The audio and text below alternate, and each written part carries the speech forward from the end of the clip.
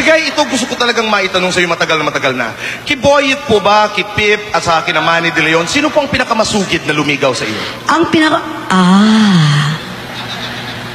Sino po?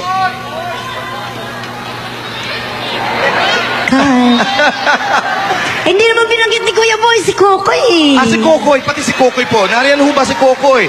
Pati si Kokoy po. Basta't alam ko, naalala ko nung araw, nasa hospital ako, si Kokoy ha. Andun ako sa hospital, may sakit ako. Nandun si Kokoy, kasama niya isang kapatid niya.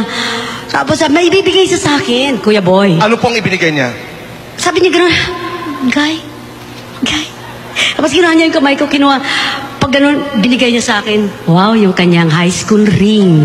Wow! Hanggang ngayon, nasa akin pa yun. Talaga? Thank you, I love you. Maraming salamat po, mahal na mahal ko po kayo.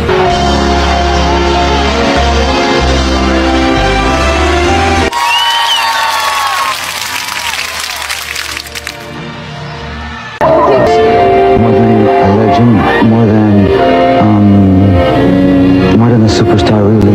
When you meet her, you know that you've had an extraordinary experience.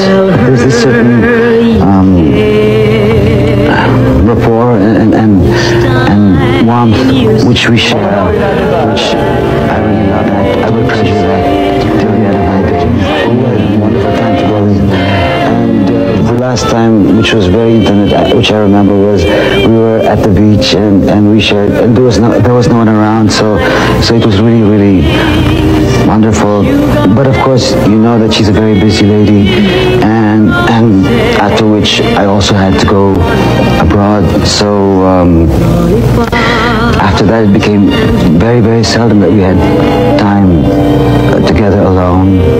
Give her nice things, sugar and spice things, roses and lollipops and roses. I'm looking forward to being with you again, Guy. You know, it's always very special to be with you.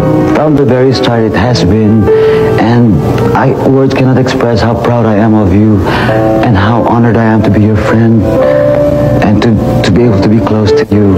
And may God bless you every day of your life. Thank you, Mr. Kokoy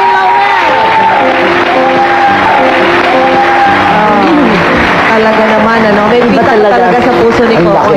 Oh, yan. Totoo yan. Di, love team din kayo, di ba? Opo. O, nagkaroon din ba ng ano? Iba naman po yung aming samahan ni Kokoy. Talagang...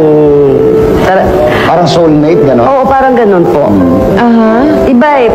Siguro sobrang respeto. Hindi ko na maibig sabihin wala akong respeto sa hindi ko ma-explain yung aming pagkakaibigan dalawa. Hindi, pero meron siya binabanggit. Nasa beach daw kayo. Kayo lang dalawa. Uy, wag mo na itanong yun.